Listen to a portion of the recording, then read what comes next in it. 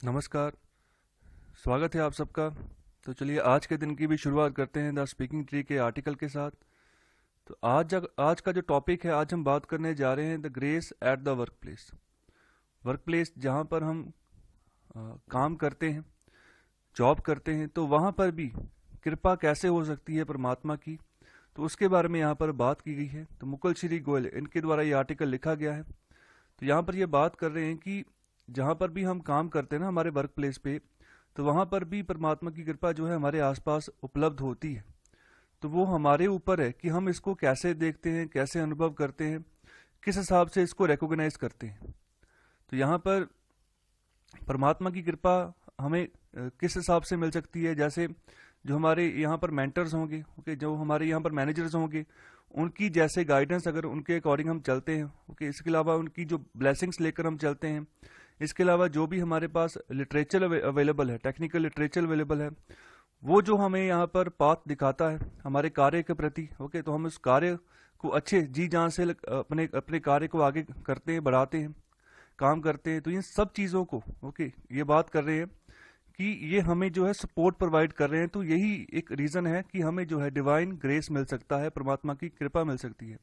साथ ही यहाँ पर बात कर रहे हैं कि जो भी लिटरेचर, टेक्निकल लिटरेचर या फिर जो संत महापुरुषों के जो स्क्रिप्चर्स हैं, ठीक है, तो वो भी यहाँ पर हमें एक पॉजिटिव एनर्जी जो है प्रोवाइड करते हैं। पॉजिटिव एनर्जी के जो लैंप हैं, दिए हैं, वो हमें यहाँ पर प्रोवाइड करते हैं, ओके, बहुत ही अलग अलग तरीके से। तो हमारे अंदर जो है एक सब्र की भावना अगर पैदा हो, ओके, और ऐसी भावना पैदा हो कि हम किसी को माफ़ कर दें, तभी जाकर जो है ऐसी ग्रेस जो है हम प्राप्त कर सकते हैं। बहुत ही अच्छी बात यहाँ पर की गई है, क्योंकि मोस्टली हर एक इंडिविजुअल का सबसे ज़्यादा जो टाइम है वो उसकी वर्क प्लेस पे ही गुजरता है। तो यहाँ पर अगर वर्क प्लेस में ही हम अपने आप को चेंज करते हैं, अपने आप को सही करने की कोशिश करते हैं, तो काफ़ी फ़ायदा मिलेगा। आगे यहाँ पर बात कर रहे हैं कि जो ये डिवाइन ग्रेस होता है, परमात्मा की कृपा होती है, ये हमें प्रोटेक्ट करके चलता है, जिससे जितने भी तरह की कठिनाइयों का हमने सामना करना होता है, ओके, और ये हमें जो है ये अच्छे और सच्चे जो स्पिरिचुअल दोस्त होते हैं उनके साथ हमारा कांटेक्ट बनाकर रखता है। और हमारे काम में भी ना निष्काम भावना जो है वो प्रकट हो ही दिखती है कि हम जो काम कर रहे हैं, जो भी हमें काम सौंपा गया है, उसमें हम अपना स्वार्थ नहीं रख रहे हैं। ये चीज़ भी जो है झलकती है। और साथ ही साथ हमें जो बेसिक नीड्स हैं लाइफ की वो भी मिलती हैं, खाना मिलता है, और भी जो हमारे एसेंशियल चीज़ें हैं, जो हमें ज़रूरी चीज़ें चाहिए, वो भी मिलती हैं। तो यहाँ पर परमात्मा की कृपा ऐसी है जो कि इसका जो हाईएस्ट फॉर्म है, ओके, वो भक्ति में कन्वर्ट हो जाती है, भक्ति बन जाती है, ओके। तो भक्ति ही जो है यहाँ पर बेसिस होता है, जो हमारा स्पिरिचुअल कनेक्शन बनता है परमात्मा के साथ। और एक बार जब हम भक्ति को एक्सपीरियंस करते हैं, तब जो है हमारे पास परमात्मा का प्यार आ जाता है, और जो हैप्पीनेस है और जो सदा रहने वाली खुशी है, ओके, एटर्नल हैप्पीनेस, जो सदा रहने वाली खुशी है, वो हमारे अंदर जो है विकसित होनी शुरू हो जाती है। और आगे यहाँ पर बात कर रहे हैं कि जो परमात्मा है वो सब जगह है, सब जगह व्यापक है। तो उसको उनको जो है हम रिमेंबर रख सकते हैं। जब भी हम काम कर रहे होते हैं तो उनके साथ हम कनेक्ट होके चल सकते हैं। जो भी हमारी जो फीलिंग आती है, जब भी फील आता है कि उन्हें याद करना है, तो तब उनको याद कर सकते हैं। साथ साथ काम भी हो रहा है, साथ साथ हम उनका भी ध्यान कर रहे हैं। तो आगे यहाँ पर बात कर रहे हैं कि हम उनसे अपनी प्रोटेक्शन के बारे में यहाँ पर कह सकते हैं, ओके। जैसे कोई भी अगर हमें कोई दुख पहुंचता है बॉडी के लेवल पर, माइंड या सोल के लेवल पर, ओके, तो यहाँ पर उनकी ब्लेसिंग्स और उनकी जो स्पिरिचुअल गाइडेंस है उसके बारे में यहाँ पर उनको कह सकते हैं, और उनके साथ कैसे जो है हमारा प्रेम बना रहे, और हमारा जो यहाँ पर लिबरेशन है, ओके, वो भी सही चलता रहे। लिबरेशन का मतलब होता है मुक्ति, ओके। तो यहाँ पर ये भी हमारी, यहाँ पर इसके और भी हमारा काम अच्छे हो, तो यहाँ पर ये सब चीज़ें जो है यहाँ पर हम उनसे कह भी सकते हैं।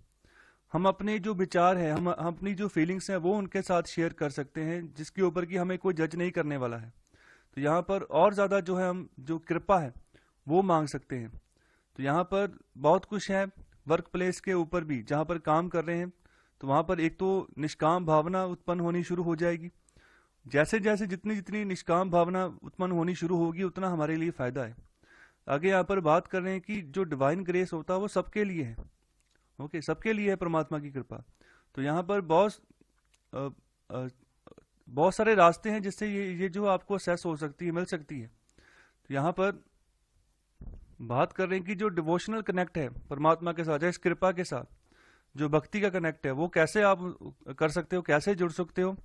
उसके लिए आपको अपने आप को सरेंडर करना होगा, आत्म समर्पण करना होगा कि जो आप कहेंगे मैं वही करूंगा, अपनी मन की मर्जी जो है वो नहीं चलने दूंगा। तो ये चीज जरूरी है। और एक अच्छा कनेक्ट करना है तो वो आप कर सकते हो थ्रू मेडिटेशन। रोज बैठो मेडिटेशन पे। And the more active seekers access it through selflessness in their work, to them work is worship. तो और भी जो यहाँ पर आगे बढ़ना चाहते हैं तो वो अपने काम में निष्काम भावना लेकर काम करें कि मैंने जो काम किया है, बेशक जितना यहाँ पर सैलरी मिल रहा है उससे ज्यादा ही किया, लेकिन करे। ओके, वहां पर ये सोच नहीं लेकर आनी है, काम करना है और आगे बढ़ना है। क्योंकि जिस जगह भी परमात्मा ने आपको रखा है, कुछ सोच समझ कर ही रखा है। तो वहां पर आप अलग दुनिया में नहीं जाना है जहां पर सिर्फ और सिर्फ पैसे की बात हो, सिर्फ और सिर्फ काम की बात हो। एंजॉय करना है, इसके ऊपर फोकस करना है और कनेक्ट करना है अपने आप को जो स्पिरिचुअलिटी है उसके साथ। तो यहाँ पर लास्ट में यही बात बोली गई है कि वर्क इज वर्शिप। जो जिसका जो काम है उसी को यहाँ पर एक तरह की पूजा मान के चलो तो बहुत आगे जाओगे। तो यहाँ पर इस आर्टिकल में बहुत अच्छी बातें की गई हैं कि वर्क प्लेस में भी हम कैसे जो है जुड़कर चल सकते हैं, उनका नाम पुकार सकते हैं और काम कर सकते हैं और आगे बढ़ सकते हैं। इस आर्टिकल में बात की गई है जीडीपी के ग्रोथ के बारे में, जो जीडीपी का डाटा आया है उसके बारे में। तो यहाँ पर बात कर रहे हैं कि कोविड का जो स्लंप लगा था उससे अब धीरे धीरे हम एमर्ज कर रहे हैं, आगे बढ़ रहे हैं। और आगे आने वाले समय में और जो है फिस्कल स्टिमुलस के पैकेजेस वो चाहिए, अगर मोमेंटम को यहाँ पर सही तरीके से जारी रखना है। तो यहाँ पर एक गुड न्यूज आई है। गुड न्यूज क्या है कि अभी जो सेकेंड क्वार्टर का जो यहाँ पर जीडीपी डाटा आया है ना, उसमें अभी जो हमारा जो जीडीपी है वो -75% तक चला गया है। पहले कितना था, जो फर्स्ट क्वार्टर में आया था वो था -23.9%, बहुत आगे था। तो अभी ये नेगेटिव में ही है, लेकिन -7.5% तक आया है। मतलब कि हमने अभी यहाँ पर थोड़ी तरक्की की है, थोड़ा सा हमने यहाँ पर सुधार किया है। तो यहाँ पर बहुत सारी बातें की गई कि ये सुधार कैसे हो सकता है, कैसे हुआ होगा। तो आगे यहाँ पर बात कर रहे हैं कि इस कॉन्ट्रैक्शन को यहाँ पर जो है हमें यहाँ पर कंटेन आगे भी जारी रखना होगा। जैसे सेकंड क्वार्टर का अभी रिजल्ट आया है, जीडीपी में फॉल अभी भी है। ओके, तो यहाँ पर हमें कोशिश करनी है कि जो यहाँ पर 4.5% है, ओके, तो यहाँ तक जो है हम आगे आने वाले समय में जो है जीडीपी का परसेंटेज लेकर आए। बेशक अभी ये माइनस में ही चलेगा क्योंकि धीरे धीरे ग्रोथ होगी। -23.9% से हम -7.5% तक आए हैं। अब धीरे धीरे इसको -4.5% तक भी लेकर आना है। धीरे धीरे जीरो को हम क्रॉस करेंगे, फिर पॉजिटिव में जाएंगे। ओके, तो यहाँ पर ग्रोथ जो है अभी भी यहाँ पर बात कर रहे हैं कि अंडरवे है। ओके, तो यहाँ पर जो टारगेट है इसको यहाँ अचीव करना है। ये कोशिश रखनी है कि जो 2020-21 का जब अंत होगा, ओके, जो ये फिस्कल ईयर जब खत्म होगा 31 मार्च 2021 को, तो हमारा जो है ना 10% से हम इसको नीचे ही रखकर चलें। जो ग्रोथ रेट है 10% से नीचे ही रखकर चलने, इससे आगे ना हम दोबारा एक्सीड कर जाए। अब 7.5% से दोबारा जो है 15, 20 या इस नंबर की और जो है हमने आगे नहीं बढ़ना है। हमने अब नीचे आना है, 0 तक पहुंचाना है, 0 से फिर आगे पॉजिटिव।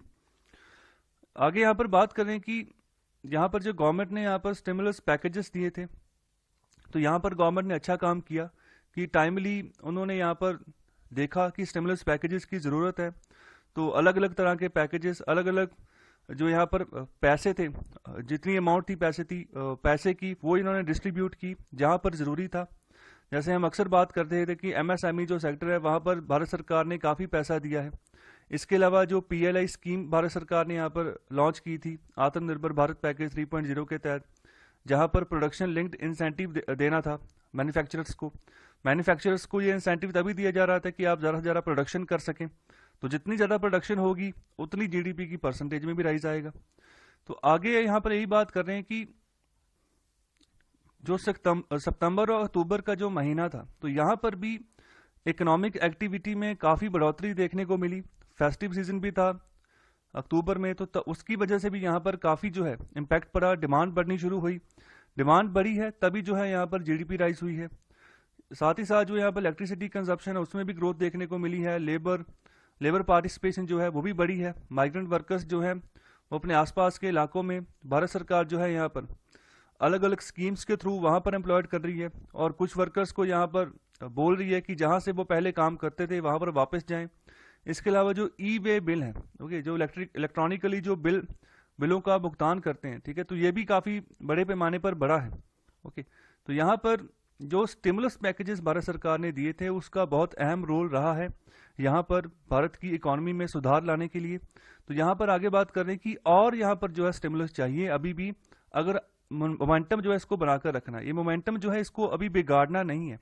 अगर बिगड़े ना तो उसका मतलब यही है कि भारत सरकार जो है आने वाले समय में और भी यहाँ पर स्टिमुलस पैकेजेस अलग अलग एरियाज में दे, जहां पर ये लग रहा है कि जहां जिन सेक्टर्स में ग्रोथ नहीं बढ़ी है।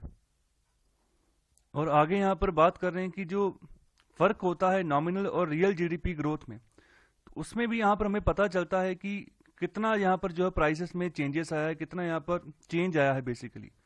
तो नॉमिनल जीडीपी और रियल जीडीपी ये भी दो अलग अलग टर्म हैं जिनकी सहायता से हम जीडीपी डिफ्लेटर जो है उसको कैलकुलेट करते हैं।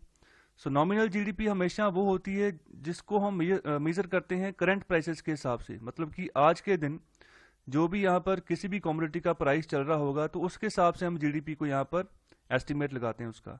और रियल जीडीपी यहाँ पर काम करती है कांस्टेंट प्राइसेस के हिसाब से। तो यहाँ पर कहने का मतलब है अगर हमने इसको कंपेयर करना है तो आज के दिन को हम कंपेयर कर लेंगे पिछले 6 साल पहले क्या था। ओके, 6 साल पहले किसी कमोडिटी का क्या प्राइस था। तो नॉर्मली अगर आप बात करोगे, अगर हम किसी भी कमोडिटी की एग्जांपल लेंगे, अगर 6 साल पहले की उसकी हम प्राइसेस देखेंगे और आज के प्राइसेस देखेंगे, दोनों में फर्क रहेगा। ओके, तो यहाँ पर हम कहते हैं कि नॉमिनल जीडीपी जो है यहाँ पर उसमें यहाँ पर चेंज आया है। ओके, पहले करंट प्राइसेस और थे, आज करंट प्राइसेस और हैं। लेकिन रियल जीडीपी में ऐसा है कि जो 6 साल पहले प्राइसेस रहे हैं वही प्राइसेस जो है आज है। ओके, तो यहाँ पर रियल जीडीपी की हम बात कर लेते हैं तो हम इससे ये अंदाजा लगा सकते हैं कि क्या प्राइसेस में क्या चेंज आए हैं पूरे इकोनॉमी में। तो और यहाँ पर ये बात बोल रहे हैं कि अगर इसकी बात करें तो यहाँ पर थोड़ा सा यहाँ पर ट्रबलिंग है कि अभी भी ये जो है पॉजिटिव 3.5% है। हालांकि इकोनॉमी जो है वो अच्छे से कॉन्ट्रैक्ट होगी, सुकड़ गई, लेकिन ये अभी भी पॉजिटिव 3.5% रहा है जो चेंज आया है प्राइसेस का। आगे यहाँ पर बात कर रहे हैं कि जो होलसेल प्राइस इंडेक्स है, ओके, तो इसमें भी जो चेंज देखने को मिला है वो भी सिर्फ 0.9% का है। तो होलसेल प्राइस इंडेक्स क्या होता है? देखिए, दो चीजें होती हैं। तो यहाँ पर 3 चीजें होती हैं, सॉरी। एक होता है होलसेल प्राइस इंडेक्स, दूसरा होता है कंज्यूमर प्राइस इंडेक्स, और तीसरा होता है प्रोड्यूसर प्राइस इंडेक्स। ये 3 चीजें होती हैं। तीनों का जो इस्तेमाल हम करते हैं ना, एक टूल होता है, इसको एज ए टूल मानते हैं जिससे हम महंगाई का अंदाजा लगाते हैं कि किसी भी इकोनॉमी में कितनी महंगाई का लेवल चला गया है। ओके, तो यहाँ पर इंडिया फॉलो करके चलता है कंज्यूमर प्राइस इंडेक्स को।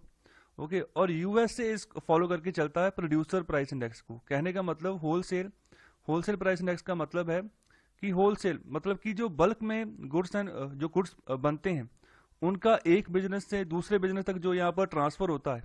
ओके, तो कितना यहाँ पर जो है प्राइस का चेंज आ रहा है दूसरे बिजनेस को, जब यहाँ पर होलसेल प्राइसेस के ऊपर बल्क में जो गुड्स जा रहे हैं किसी भी कमोडिटी के, तो उसको यहाँ पर कितने में वो बढ़ रहे हैं, तो उस हिसाब से यहाँ पर महंगाई का अंदाजा लगाते हैं। तो यहाँ पर ये 0.9% के हिसाब से बढ़ा है। ओके, तो आपने एक बिल्कुल चलन में एक नाम सुना होगा कि देखो फलानी फलानी दुकान में जाओ, वहां पर होलसेल प्राइस के ऊपर जो है हमें प्रोडक्ट मिलता है, मतलब सस्ते दामों में मिलता है। ओके, तो यहाँ पर अभी भी दाम सस्ते ही होते हैं, लेकिन अभी अगर बात करें ना कंज्यूमर प्राइस इंडेक्स की, वो इंडेक्स है जहां पर कंज्यूमर उसी प्रोडक्ट को होलसेल मार्केट से जब खरीदेगा, ओके, तो यहाँ पर उसको थोड़ा महंगा पड़ेगा। तो भारत की इकोनॉमी जो है इसीलिए कंज्यूमर प्राइस इंडेक्स के हिसाब से यहाँ पर इन्फ्लेशन को कैलकुलेट करती है कि जो आम जनता है, क्योंकि बेसिकली सफर तो वही करेगी ना महंगाई से, तो आम जनता उसको कितने में कोई कमोडिटी पड़ रही है, तो यहाँ पर उस हिसाब से हम जो है इन्फ्लेशन को जो है मेजर करते हैं। ओके, तो यहाँ पर 0.9% तक यहाँ पर जो है ये इसमें चेंज देखने को मिला है। इसके अलावा आगे बात कर रहे हैं कि जो फ्यूल टैक्सेस थे उनके ऊपर जो यहाँ पर कर बढ़ाया गया, टैक्स बढ़ाया गया, साथ ही साथ जो लॉकडाउन लगा, लॉजिस्टिक्स की जो मूवमेंट उसमें जो बाधा आई, तो इससे ये रिस्पॉन्सिबल हो सकते हैं जिसकी वजह से प्राइस राइज हुए हैं।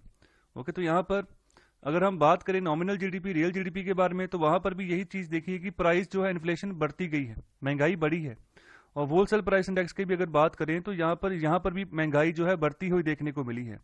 तो यहाँ पर टैक्सेस जो लगाए गए हैं ओके भारत सरकार की तरफ से फ्यूल्स के ऊपर, और जो लॉकडाउन लगाया गया है उसकी वजह से यहाँ पर प्राइस राइज हुए हैं। तो यहाँ पर इकोनॉमिक स्लम्प भी एक और चल रहा था कोविड की वजह से, तो दूसरी ओर यहाँ पर भी प्राइसेस बढ़ रहे थे, महंगाई बढ़ती जा रही थी। साथ ही साथ अगर ऐसा हुआ था तो उसकी बदौलत हमारा जो रुपया है उसके ऊपर भी प्रेशर बढ़ा, उसकी भी वैल्यू यहाँ पर गिरती गई।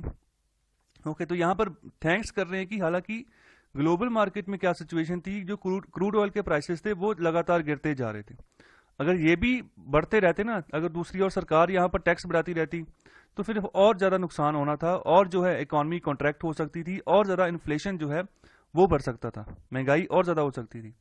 और साथ ही साथ यहाँ पर जो हमारा करंट अकाउंट डेफिसिट है वो कंप्रेस्ड रहा, मतलब वो ज्यादा बढ़ा नहीं। डेफिसिट जब बढ़ेगा उतना ही जो है, जो एक तरह का नेगेटिव इम्पैक्ट जो है हमारे एक्सपोर्ट इंपोर्ट के ऊपर वो भी बढ़ता जाएगा।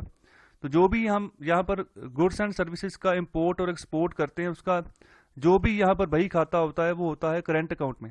ओके, दो तरह के अकाउंट होते हैं, करंट अकाउंट और कैपिटल अकाउंट। इन दोनों को हम यहाँ पर कंसीडर करके चलते हैं हमारी बैलेंस ऑफ पेमेंट्स की जो कंडीशंस होती हैं उसके हिसाब से। ओके, तो यहाँ पर करंट अकाउंट डेफिसिट को भी हम मेंटेन करके चलते हैं। अगर करंट अकाउंट सरप्लस रहा है तो इसका मतलब होगा कि हमने ज़्यादा एक्सपोर्ट किया है और कम इंपोर्ट किया है, और जितना ज़्यादा हम एक्सपोर्ट करेंगे उतना ज़्यादा हमारी इकोनॉमी को फ़ायदा होने वाला है, उतनी ज़्यादा जो है हमारी इकोनॉमी की जीडीपी बढ़ने वाली है। ओके, उतना ज़्यादा जो है हमारी करेंसी को यहाँ पर सपोर्ट मिलने वाली है।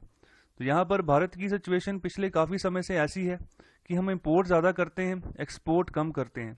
लेकिन धीरे धीरे अब ये सिचुएशन बदल रही है, हम एक्सपोर्ट बढ़ा रहे हैं लेकिन अभी भी उस पैमाने तक हम नहीं पहुंचे जिस पैमाने तक यूएसए और चाइना पहुंच चुके हैं, और इसको हमने सही करना है।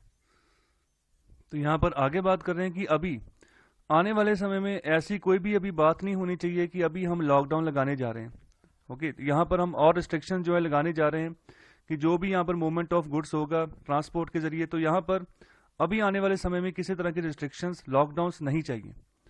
आगे बात कर रहे हैं जो ग्रॉस फिक्स्ड कैपिटल फॉर्मेशन होता है। कैपिटल मतलब जैसे मशीनरी हम लगाते हैं। ओके, मशीनरी एक तरह का बड़ा कैपिटल है जिसकी मदद से जो है हम प्रोडक्ट्स की मैन्युफैक्चरिंग करते हैं बड़े पैमाने पर। जितनी ज़्यादा मशीन्स लगेंगी उतनी ज़्यादा बड़े पैमाने पर जो है प्रोडक्ट्स बनेंगे।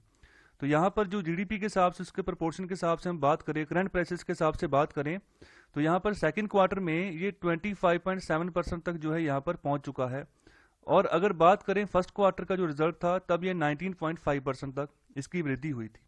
ओके, कहने का मतलब ग्रॉस फिक्स्ड कैपिटल फॉर्मेशन बड़ा है सेकंड क्वार्टर में।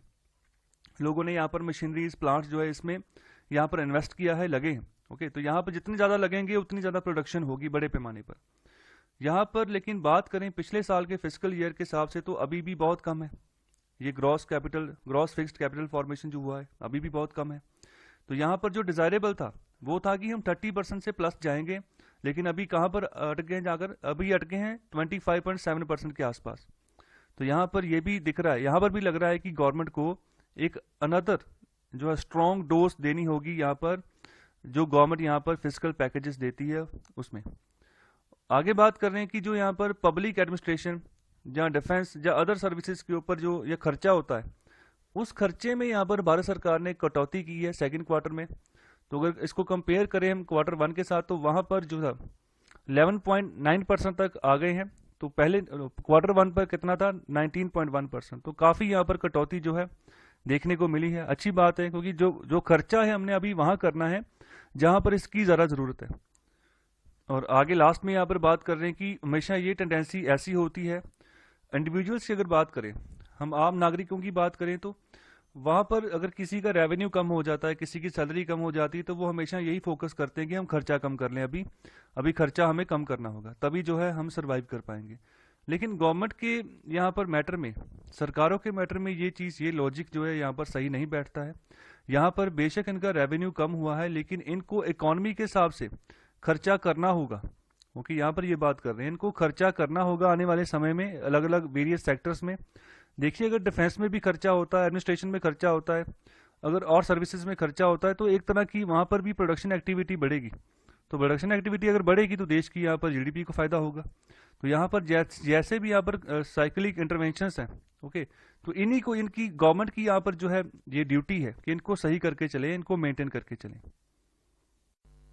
तो इस आर्टिकल में बात करने जा रहे हैं हम मिंक नाम का एक जानवर है उसके बारे में। तो यहाँ पर स्टार्टिंग में बात कर रहे हैं कि यहाँ पर अगर किसी भी जानवर को आप ट्रेमोटाइज करके चलते हो, उनको एक जगह आप स्टोर कर देते हो, तो उनकी जो इम्यूनिटी है, ठीक है, वो वीक हो सकती है, इम्यूनोलॉजिकली वो वीक होंगे। और साथ ही साथ जो है बग्स जो हैं, बग्स मतलब जिस एक तरह के जो वायरस हैं, वो जो है यहाँ पर पैदा कर सकते हैं आने वाले समय में और उनको ट्रांसमिट कर सकते हैं ह्यूमंस तक। तो यहाँ पर कई बार ऐसा भी होता है कि जो ये बग्स यहाँ पर ट्रांसमिट करते हैं, तो यहाँ पर जो मेडिकल हिस्ट्री है, ओके, जो मेडिकल स्टडी है, उसमें कई बार फायदा भी हो जाता है। तो यहाँ पर ऐसा ही कुछ सिनेरियो देखने को मिल रहा है जो पूरे संसार की मिंक फार्म्स हैं वहां पर। तो यहाँ पर हालांकि हम वेट कर रहे हैं अभी भी कि कोविड-19 वैक्सीन अभी तक जो हो ये उपलब्ध हो जाए जल्दी से जल्दी पूरे संसार को। सो ये तस्वीर है जिस जानवर की हम बात कर रहे हैं, मिंक की, ओके। तो इनके भी अलग अलग कलर होते हैं। तो ये व्हाइट कलर में है, तो यहाँ पर इनको स्टोर करके रखा जाता है। तो डेनमार्क में यहाँ पर ये ज्यादा पाए जाते हैं यहाँ पर। तो इनको मारकर इनकी जो खाल है उसको यूज भी किया जाता है, जो कोट्स होते हैं, ओके, या फिर जो गर्म कपड़े होते हैं वो बनाने के लिए।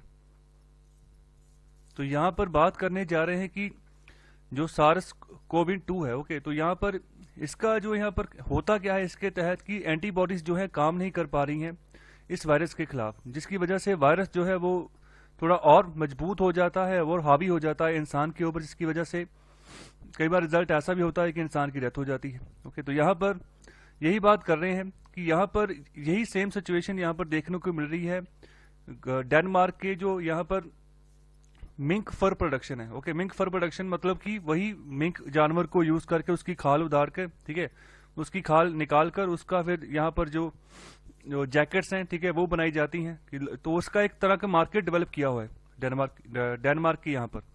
तो यहाँ पर ये भी यहाँ पर जो मिंक फर प्रोडक्शन के जो एरियाज है डेनमार्क में ओवरऑल, तो वहां पर क्या पाया गया है अभी कि यहाँ पर जहां पर भी इनके ऐसे प्रोडक्शन यूनिट्स लगे हैं, तो वहां पर जो कोविड-19 है, ठीक है, उसका यहाँ पर दर जो है बढ़ता जा रहा है। ओके, तो यहाँ पर लिंक करके देखा जा रहा है कि जिन जिन को भी इन्फेक्शन हो रही है, तो यहाँ पर जहां जहां मोस्टली मिंक जानवर के साथ जहां पर जो रिलेट करके काम करते रहे हैं, तो वो जो है टेस्टिंग उनकी पॉजिटिव आ रही है कोविड-19 की। तो यहाँ पर 200 से ज्यादा फार्म्स है जहां पर सेम क्राइटेरिया फॉलो किया गया है और सेम रिजल्ट जो है यहाँ पर कोविड-19 के प्रति देखने को मिला है। तो क्या देखने को मिला है कि उन सबको जो यहाँ पर कोविड-19 हो चुका है। तो कहने का मतलब यहाँ पर जो डेनमार्क की सरकार है उसको अब ये लग रहा है कि इस मिंक की वजह से जो है कोविड-19 जो है और फैल सकता है और जो है यहाँ पर नुकसान हो सकता है डेनमार्क का। तो अभी डेनमार्क की सरकार ने यहाँ पर ऑर्डर जारी कर दिया है कि ये जो जानवर है इनका या मास लेवल पर इनकी कलिंग होगी, इनको मार दिया जाएगा। यहाँ पर आगे बात कर रहे हैं कि जो मिंक इन्फेक्शंस हैं, इसने अपना impact US, Spain, Sweden, Italy, Netherland, Greece, Poland, France, इन सब देशों में भी यहाँ पर इम्पैक्ट अब डाला है। तो यहाँ पर बात कर रहे हैं कि जो मिंक लिंक्ड म्यूटेशंस हैं ह्यूमन में are now emerged in several countries beside Denmark. तो कहने का मतलब डेनमार्क के आसपास भी मिंक रिलेटेड जो यहाँ पर बीमारी है, वायरस है, ओके, तो यहाँ पर इसको जो है यहाँ पर बढ़ता जा रहा है ह्यूमंस में, जिसकी वजह से अगर इसको कोविड-19 हो रहा है तो उसकी यहाँ पर कोविड-19 से अफेक्ट होना निश्चित है।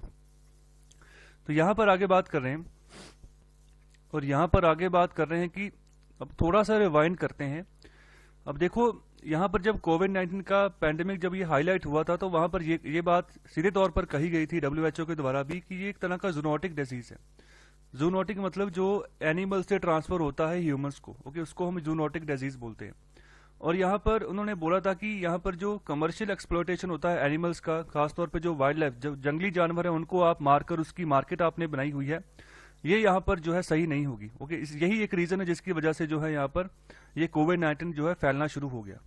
तो यहाँ पर जब साइंटिस्ट को ये पता चला कि यहाँ पर एनिमल सोर्स है ये कोविड-19 की बीमारी का, तब उसी समय जो चाइना की यहाँ पर वेट मार्केट थी, ओके, वुहान शहर में जो चाइना की वेट मार्केट्स थी उसने पाबंदी लगा दी, ओके, चाइना ने। तो वहां पर और भी बहुत बड़े पैमाने पर क्रिटिसिज्म जो है वो सहना पड़ा चाइना को कि आप जो है जानवरों को मारकर जो है उसकी आपने मार्केट बनाई हुई है, उसकी आप सेल परचेज करते हो।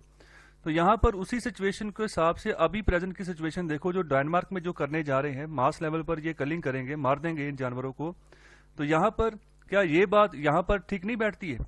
ओके, मोस्टली जो यहाँ पर पूरे संसार में लोग यहाँ पर बात कर रहे हैं कि जानवरों का सोर्स है जिसकी वजह से ये फैला है, तो फिर भी ऐसे देशों में ये जो प्रथा है ये रुकी क्यों नहीं? ओके, यहाँ पर बहुत सारे यहाँ पर लोग हैं, अपोलोजिस्ट हैं, जो यहाँ पर बुड़बुड़ करते हैं कि यहाँ पर देखो चाइना की वजह से ये बीमारी फैल गई। तो अभी तक भी ये जो डेनमार्क जैसे जो अपने आप को डेवलप कंट्रीज बोलते हैं, तो यहाँ पर इन्होंने इस चीज को क्यों नहीं रोका? ओके, ये भी रोक सकते थे, ये भी बंद करते, जब पता था कि ये है जूनोटिक डिजीज, जानवरों से फैलता है, तो फिर ये इन्होंने ये अपने यहाँ मार्केट क्यों नहीं बंद की? अब ये जो है बड़े पैमाने पर जानवरों को मार देंगे। ओके, देखो, काम गलत करे इंसान और भुगते जानवर, ये गलत बात है। यही जो यहाँ पर इंस्टांसेस हैं जिसकी वजह से जो धरती है ना वो बर्बाद हो रही है, धरती को मतलब विनाश की ओर लेके जा रहे हैं। आगे यहाँ पर बात कर रहे हैं कि कुछ लोग ये भी कहते हैं कि यहाँ पर जो जो फार्म्स हैं, ओके, यहाँ पर जो है एक बुरा नाम यहाँ पर हो गया है फार्म्स का, क्योंकि यहाँ पर ह्यूमस जो है इन्फेक्ट हो गए हैं मिंक की वजह से। कुछ लोग कह रहे हैं कि जो फर फार्मिंग होती है, फर फार्मिंग मतलब यही इन मिंक्स को पहले पैदा करते हैं, बढ़ाते हैं, फिर इनको मारकर इनकी चमड़ी उतार कर फिर जो है अलग अलग जगह पर इनके जैकेट्स बनाकर बेचते हैं। तो यहाँ पर बोल रहे हैं कि ये लीगल है, और साथ ही साथ ये बोल रहे हैं कि जो बाकी बिजनेस होते हैं बचरी के, जहाँ पर जानवरों को काटा जाता है, मारा जाता है, मरे हुए जीवों को, उससे बड़े तरीके से इसको रेगुलेट करके चलते हैं ये मिंक फार्म्स को। और यहाँ पर बहुत सारे लोग ये भी कह रहे हैं कि यहाँ पर जो मिंक फार्म है ये एक तरह कोई या वाइल्ड जानवर ये नहीं होते हैं, ओके, जंगली जानवर नहीं होते हैं। तो यहाँ पर खुद ही यहाँ पर पालते हैं पहले, फिर मारते हैं बड़ा करके। यहाँ पर जो एंटी क्रुएल्टी लॉबी है, ओके, तो यहाँ पर ये बात कर रही है कि फार्म एनिमल्स यहाँ पर जो है यहाँ मिसट्रीटेड किए जाते हैं। सो कहने का मतलब ये सब लोग जो फुर फार्मिंग के हक में है, वो यहाँ पर दूसरे लोग जो यहाँ पर क्वेश्चन मार्क कर रहे हैं कि आप क्यों ऐसी जो है निर्दया आप जो दिखा रहे हो जानवरों के प्रति। तो यहाँ पर ये बात कर रहे हैं कि ऐसा कुछ नहीं हो रहा, हम किसी भी जानवर को यहाँ पर मिसट्रीट करके नहीं चल रहे। और यहाँ पर आगे बात कर रहे हैं, ये जो माफिया है ना, ये मतलब बहुत ही बड़े पैमाने पर फैला हुआ है। ओके, तो यहाँ पर बहुत सारे रूल्स ये बनाए हुए हैं सरकार की तरफ से कि कैसे यहाँ पर फुर मार्केट को, जो मिंक फुर मार्केट है, इनको ऑपरेट करना है। लेकिन कोई भी इनको जो है यहाँ पर जो इनकी पालना करके नहीं चलता है। सभी ने इन रूल्स की धज्जियां उड़ाई हुई हैं, पूरे वर्ल्ड वाइड ये बात कर रहे हैं। तो यहाँ पर अगर बात करें ना क्वालिटी सुपरविजन की, जैसे ये बात कर रहे थे कि इन जानवरों को किसी तरह का यहाँ पर जो है तंग परेशान नहीं किया जाता है, बिल्कुल सही तरीके से यहाँ पर जो है इनको ट्रीट किया जाता है। तो सब कुछ इसके उल्ट हो रहा है। यहाँ पर अगर क्वालिटी सुपरविजन की बात करें तो यहाँ पर वो गारंटीड नहीं है। ओके, ना ही यहाँ पर अगर बात करें सर्टिफाइड और नॉन सर्टिफाइड फार्म, दोनों में यही हालत है। ओके, तो यहाँ पर जो यहाँ पर ह्यूमन एनिमल प्रॉक्सिमिटी है, ओके, तो यहाँ पर क्या होता है कि जब इंसान ही ध्यान ही रखेगा, क्योंकि रिस्पॉन्सिबिलिटी उसकी है, फार्म वो चला रहा है, तो इन सब बातों का ध्यान ही नहीं रखेगा, तो फिर तो कोई ना कोई यहाँ पर जो है स्पिल ओवर तो हो ही जाएगा ना कोई बीमारी तो फैली जाएगी। ओके, तो यहाँ पर अभी जो यहाँ पर सिचुएशन देखने को मिली है कि कोविड-19 होता जा रहा है, जहां जहां पर भी डेनमार्क में मिंक फार्म थे वहां पर, तो ये सिचुएशन तो होनी ही थी।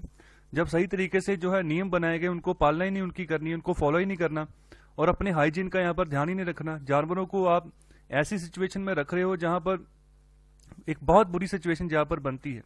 ओके, तो आगे यही बात कर रहे हैं। तो यहाँ पर क्या होता है कि अगर ये बात कर रहे हैं ना कि उनको कोई भी यहाँ पर दर्द नहीं होता, तो यहाँ पर कोई भी ऐसी फार्मिंग नहीं है, ओके, जहां पर पेन फ्री यहाँ पर जो है काम चल रहा हो। ओके, फॉर फार्मिंग तो उनको बहुत ही बुरी जिंदगी है इन जानवरों की, जहां जहां पर भी इनकी फार्मिंग हो रही है। तो यहाँ पर कई बार तो ऐसा होता है कि पूरा जिंदगी जो है जानवर को पिंजरे में ही काटनी पड़ती है, ये हालत हो रही है उनकी। और साथ ही साथ अगर पूरी जिंदगी पिंजरे में काट रहे हैं तो वहीं पर वो यहाँ पर चर्बी जो है उनकी बढ़ती जा रही है, ओके, मोटे होते जा रहे हैं। तो यहाँ पर एक फिनिश एक्टिविस्ट हैं, ओके, तो यहाँ पर उन्होंने मॉन्स्टर फोक्सिस नामक एक पत्रिका में उन्होंने यहाँ पर बहुत सारी बातें यहाँ पर एक्सपोज की थी इसी मिंक फार्मिंग के बारे में कुछ साल पहले। तो यहाँ पर उन्होंने ये भी बात कही कि बहुत सारे लोग जानवर जो है पागल भी हो जाते हैं। ओके, कुछ जो है खुद ही अपने आप को यहाँ पर मारना शुरू कर देते हैं। जितने भी जानवर यहाँ पर रहते हैं ना मिंक फार्मिंग में, वहां पर सबकी मृत्यु जो है बहुत पेनफुली होती है। तो ये बात कह देना कि यहाँ पर मिस ट्रीटमेंट नहीं होता है तो बिल्कुल गलत है। यहाँ पर कुछ ऐसे होते हैं, अगर कोई बाहर जानवर निकल गया तो यहाँ पर बिजली के झटके से उसकी मृत्यु हो जाती है। जो गला है, ठीक है, गले में कोई ना कोई चोट चलेगी तब उनकी मृत्यु हो जाती है अलग अलग प्लेसेस में। तो यहाँ पर कुछ तो ऐसे हैं कि जो सिर्फ आधा जिंदा होते हैं, ओके, उनकी सिचुएशन ये भी होती है। तो ये हाल है मिंक फार्मिंग का पूरे वर्ल्ड वाइड। डेनमार्क में भी यही हाल है। पहले सही तरीके से यहाँ पर टैकल नहीं किया गया, सही तरीके से नॉर्म्स को फॉलो नहीं किया गया। अब सिचुएशन जब अपने पे आन पड़ी है, तब इनको जो है मास लेवल पर इनको मार दिया जाएगा। तो यहाँ पर ये भी बात कर रहे हैं कि जो फुर, ओके, जिनका रॉ मटेरियल्स होता है, मतलब जो जैसे डॉग्स हैं, फॉक्सेस हैं, मिंक है, ठीक है, इनको पहले पालते हैं, बड़ा करते हैं, ओके, फिर बाद में यहाँ पर बात कर रहे हैं कि जब इनकी डोमेस्टिकेशन होती है, जिस स्पेसेस में इनको रखा जाता है ना, वो उनके स्पेसेस जैसे वो चाह रहे होते हैं वो जानवर, उस हिसाब से वो पर्याप्त नहीं होती हैं। उनका नेचर वहां पर जो है उस हिसाब से जो है मेंटेन नहीं हो पाता है। तो यहाँ पर अगर बात करें वाइल्ड मिंक के बारे में, तो उनका जो नेचर है घूमने फिरने का है, रिकल्सिव है, ठीक है, वो यहाँ पर आना जाना पसंद करते हैं। तो यहाँ पर हो क्या रहा है, साथ ही साथ ये भी बोल रहे हैं कि वो सेमी एक्वेटिक एनिमल्स हैं, वो पानी के साथ भी यहाँ पर रहना पसंद करते हैं, ओके, पानी में भी। तो यहाँ पर हम क्या कर रहे हैं, ऐसे एनिमल्स को सिर्फ एक ही जगह ठूस दिया है, जो बैटरी के यहाँ पर जो पिंजरे हैं, ओके, तो वहां पर जो है हमने उनको डाल दिया है, पूरा समय वही रहते हैं, वही उनको खाना मिलता है, ओके। तो यहाँ पर ये सिर्फ और सिर्फ टॉर्चर है और कुछ नहीं है। ऐसा अगर किसी इंसान के साथ हो तो उसके लिए रूल्स बन जाते हैं, उसके लिए लॉ बन जाते हैं। अगर ऐसा किसी जानवर के साथ हो तो उसके लिए यहाँ पर कुछ नहीं हो रहा। यहाँ पर आगे बात कर रहे हैं कि यहाँ पर जो ये मिंक के बने हुए कोट पहनते हैं ना लोग, सिर्फ और सिर्फ अपनी यहाँ पर ईगो को सेटिस्फाई करने के लिए, ओके। तो यहाँ पर हर साल एक जो फैक्ट्रीज, यहाँ पर जो फार्म्स लगे हुए हैं, वहां पर 100 मिलियन एनिमल्स जो है उनको मारा जाता है, इनको यहाँ पर कोट पहनाने के लिए, ओके, ये जो कि यहाँ पर जो मिंक के फुर से बना होता है। तो यहाँ पर एक एनिमल वेलफेयर ग्रुप है, उसने यहाँ पर कोट करते हुए एक बात बोली है कि अगर आपने एक फुर कोट पहनना है, मतलब कि जो जानवर की चमड़ी से, उसके जो बाल वाली चमड़ी है उससे बना हुआ है, तो उसके लिए आपको मारना होगा 150 से 300 चिंचिलास, ओके, ये जानवर है एक। इसके अलावा 200 से 250 स्क्विरल्स, जिसको हम गिलहरी बोलते हैं, 50 से 60 मिंक को मारना होगा, और 15 से 40 आपको जो फॉक्सिस हैं उनकी हत्या करनी होगी, तब जाकर आपको एक कोट मिलता है जो आप पहनते हैं, ओके। तो ये देखिए, तो इससे हमें पता चलता है कि ह्यूमन बीइंग कैसे जो है यहाँ पर रिगार्ड करके चल रहा है लिविंग बीइंग्स का। तो टोटली डिसरिगार्ड कर रहा है, यहाँ पर उसको कोई लेना देना नहीं है कि बाकी के जानवर वो कैसे जिंदगी जी रहे हैं, बस फोकस करना है तो अपने प्रॉफिट के ऊपर। तो उसी प्रॉफिट के ऊपर फोकस करते हुए यहाँ पर क्या हो रहा है कि जो जानवर है उनको स्लॉटर किया जा रहा है, ओके। मतलब जब वो जानवर बीमार होते हैं तब भी उनको यहाँ पर मार दिया जा रहा है। यहाँ पर बात कर रहे हैं नाइदर किलिंग फॉर फैशन और culling from fear travels the friends of fur. तो यहाँ पर किलिंग किस लिए हो रही है, फैशन करने के लिए, और अब कलिंग क्यों हो रही है, मतलब इनको अगर मास पैमाने पर इनको खत्म करना है, वो क्यों हो रही है कि आने वाले समय में कोविड-19 ना फैल जाए, ओके। तो यहाँ पर ये नतीजे हैं, ये निकलेंगे ही, ओके, आने वाले समय में। जो जैसे जिस हिसाब से आप अपने आसपास के जानवरों को ट्रीट करेंगे ना, तो उस हिसाब का जो इम्पैक्ट है हमके ऊपर पड़ेगा। देखो जैसे कार्बन का इंटेंट बढ़ता जा रहा है, कार्बन एमिशंस बढ़ते जा रहे हैं, तो ग्लोबल वार्मिंग हो रही है, क्लाइमेट चेंज हो रहा है, तो इम्पैक्ट किसके ऊपर पड़ रहा है, आम इंसान के ऊपर। तो उसी तरह जो भी गलत काम करेंगे, जो नेचर के उलट है, उसका इम्पैक्ट इंसान के ऊपर ही पड़ने वाला है। आगे यहाँ पर बात हो रही कि इनकरेजिंगली यहाँ पर बहुत सारे ब्रांड्स हैं, जैसे बर्बरी है, Gucci, Armani, Calvin Klein, Versace, Prada. तो यहाँ पर ये बात बोल रहे हैं कि ये जो फुर फार्मिंग है, ओके, ये थोड़ा सा आउटमोडेड हो गया है और क्रूअल है। आप बेदर्दी के मतलब रूप से आप यहाँ पर काम कर रहे हो, तो ये सभी कंपनीज इसको यहाँ पर अवॉइड कर रही हैं कि ये एक तरह की क्रूरैलिटी है जो यहाँ पर जानवरों के ऊपर हम कर रहे हैं। और साथ ही साथ जो यहाँ पर ग्लोबल फुर सेल्स है, ओके, वो भी कम होती जा रही है, वो डिप होती जा रही है, कम होती जा रही है। और पब्लिक की साइड से भी यहाँ पर जो है ना एंटी फुर सेंटीमेंट्स आ रहे हैं, वो बोल रहे हैं कि ये गलत काम है, आप जानवरों की ऐसे हत्या करके आप उनके कोट बना रहे हो, ठीक है, अब तो वो आप हमें बेच रहे हो, तो वो अभी हम नहीं पहनेंगे। तो इस तरह से आप सेंटीमेंट्स जो है पब्लिक में बनने शुरू हो गए, तो ये सही बात है।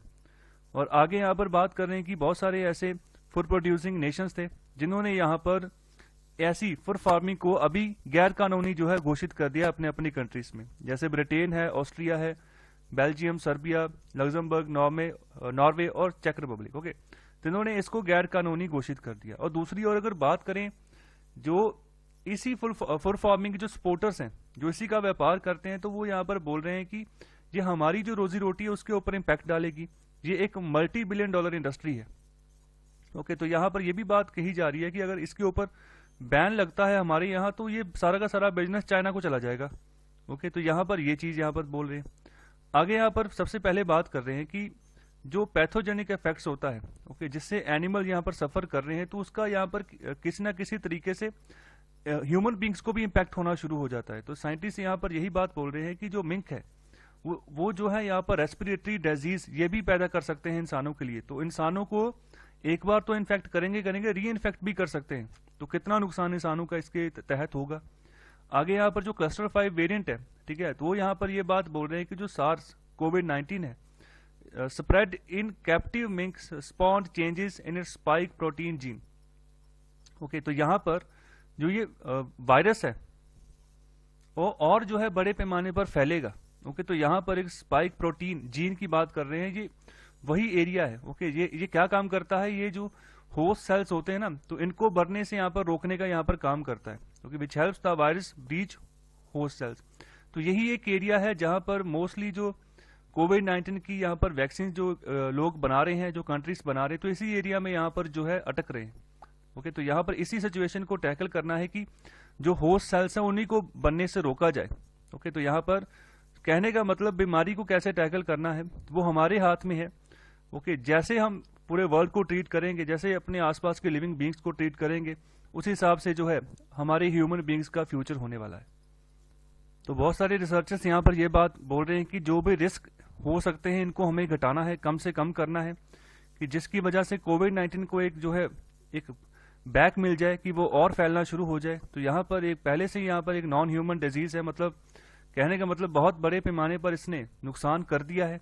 तो यहाँ पर आने वाले समय में जो वैक्सीन प्रोग्राम्स हैं, ठीक है, वहाँ पर भी अच्छे से अभी काउंटर मेजर करके चलने की ज़रूरत है कि जल्दी से जल्दी सही जो है यहाँ पर जो है वैक्सीन तैयार हो, ताकि जो कि कोविड-19 का जल्दी से जल्दी यहाँ पर इलाज ढूंढा जा सके। तो यहाँ पर यह भी एक बात इंपॉर्टेंट है, जब भी वैक्सीन बनेगी तो ऐसा नहीं है कि जिसको अच्छे से कोविड हो गया है वहाँ पर ये वैक्सीन काम करेगी।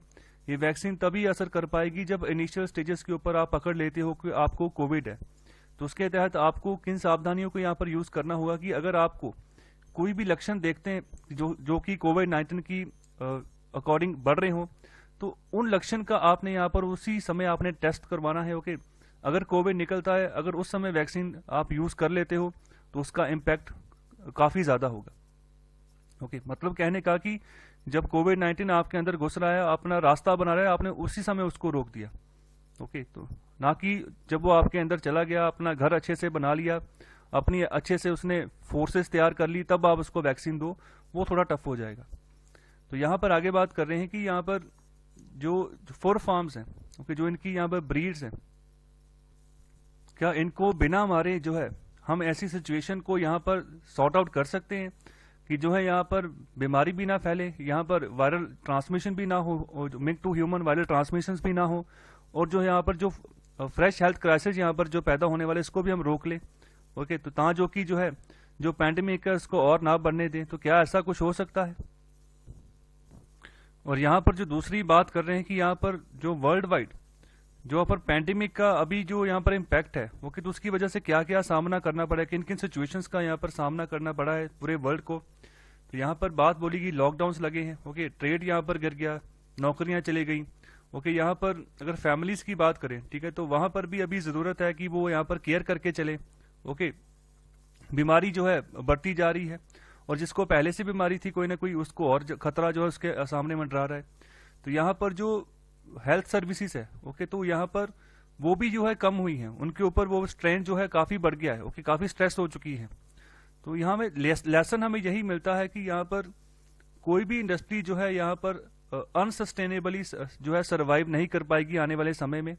तो यहाँ पर अगर किसी भी तरीके का अगर रिस्क रह जाता है कि डिजीज फैल सकता है, तो उससे ये होगा कि मतलब एक बिजनेस जिसने ऐसा रिस्क फैला दिया, फिर दूसरे बिजनेस को भी यहाँ पर वहां पर वो इम्पैक्ट डाल देगा, फिर एज अ रिजल्ट जो है दोनों बिजनेस जो है यहाँ पर बंद होने के किनारे पे जो है पहुंच जाएंगे। तो यहाँ पर ये सब चीजें जो है हमें ध्यान पे रखने चलनी होगी। तो यहाँ पर तीसरी बात कर रहे हैं कि अगर सपोज करो ये जो मार्केट है, फुर वाली मार्केट है, जो अगर चाइना में अगर चली जाती है, तो यहाँ पर देखो चाइनीज मैन्युफैक्चरिंग क्या कर सकती है, इसमें कुछ जुगाड़ लगा सकती है, ओके, तो उसको सर्वाइव करवा लेगी। मतलब कि अगर जानवरों से यहाँ पर ये चीज बन रही है ना, तो वहां पर हो सकता है कि किसी और तरीके से ये बनाए, ओके, जिसको हम यहाँ पर जुगाड़ शब्द बोल रहे हैं।